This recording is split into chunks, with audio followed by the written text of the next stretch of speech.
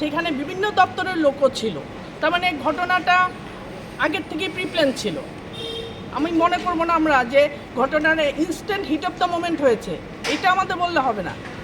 আমাদের টেকনিক্যালি কতগুলো ম্যাটার আছে, আমাদের লাইনটা কিভাবে ঠিক করতে হয়। আমাদের 11,000 ভোল্টের লাইনটা আগে ঠিক করতে লাগে, কারণ 11,000 ভোল্টের লাইন ঠিক হলে তারপরে আমার নেক্সট এলটি লাইন ঠিক করতে লাগে। এলটিটা আমি যে ঠিক করব, চার্জ করব, 11,000টা ঠিক না হলে আমি এলটিটা চার্জ করব কীভাবে? আমার তো পাওয়ার নেই। তা আমাদের সার্কেল ওয়ানে 50টা 11,000 কেবি লাইন আছে, আমি কম বেশি মিলিয়ে বললাম।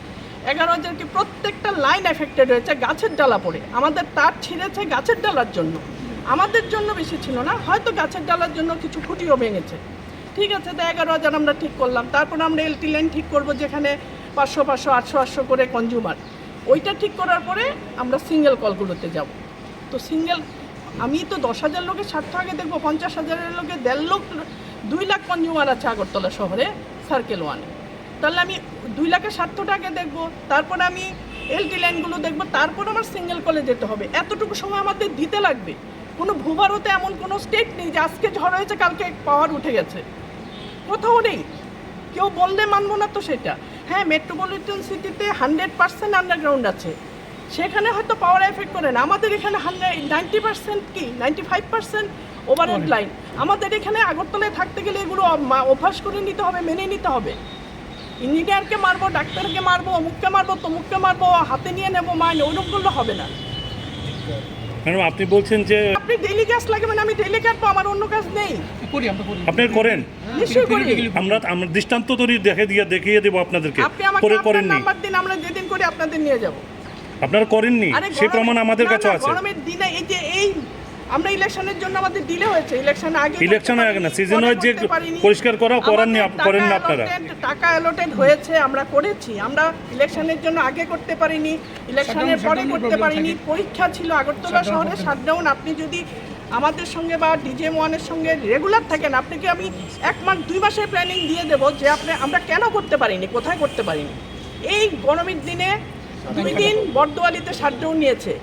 আমি বলছি আইরি এই গরমের মধ্যে শাটডাউনটা নিল, কিন্তু উপায় নেই, গাছ কাটতে হবে, শাটডাউন নিতে হবে। কিন্তু গরম সেদিন তুঙ্গে, আমরা কোন দিক মানবো? গরম মানবো, বৃষ্টি মানবো, পরীক্ষা মানবো, ইলেকশন? বর্দোয়ালিতে গভর্নমেন্ট প্রেস দেওয়া যাবে না। গভর্নমেন্ট প্রেস মানে সেই দিন আপনি দিতে পারবেন না, গভর্নমেন্ট প্রেসের ফিডারে আপনি লাইন কাটতেই পারবেন না যতদিন না অবধি ব্যালট পেপার সাইন হবে। প্রত্যেকটা ইস্যুর জন্য আমরা কাটতে পারি না বা কাজটা করতে পারি না। এবং আগামী দিনে আমরা জিনিসগুলো আমরা প্রয়াস জারি থাকবে যাতে আরো কাটতে গেলে আমরা ফরেস্ট ক্লিয়ারেন্স লাগে, প্রতিবন্ধকতা অনেক আছে। ট্রিমিংটা করি আমরা। আমি আমাদের লাইনের থেকে আমি ফরেস্টের হেল্প নিয়ে কাটিয়েছি। আমাদের লোকরা লাইন টানতে পারছে না। কালকে সারাদিন সিপারে একটা বিশাল বড় গাছ, মানে সকাল 10টা থেকে 5টা অবধি হয়েছে, মানে ওরা কেটেছে লাইনটা। তারপরে আমরা রাত্রেবেলা লাইন টেলে লাইন দিয়েছি। শোনেন, অন্য দপ্তরে গাফিলতি থাকতে পারে, আমাদের দপ্তরে 5% লোক হয়তো বা আছে, কিন্তু বাকি আর বিশেষ করে আগরতলায় যারা কাজ করে 100% সিনসিয়ারিটি নিয়ে কাজ করে। বৃষ্টিতেও তারা তার মধ্যে একজন উপবাবু সত্যি সিনসিয়ার। 1912 তো আগরতলা শহর ছাড়াও আমরা ধিক্কার জানাই। আমরা এটার জন্য ধিক্কার জানাই, এবং দুঃখজনক ঘটনা। আইনজীবীরা এরকম অমানবিক কাজ করবে, বিশেষ করে যিনি এই ঘটনার সঙ্গে জড়িত এবং ব্যক্তিগতভাবে ওনাকে তো আমরা চিনি, আপনারাও চিনেন, আমরা সবাই দেখেছি ওনার ছবি। অবুবাবুকে যেমন দেখেছি ছবিতে, ওনাকেও দেখেছি। বলছি 19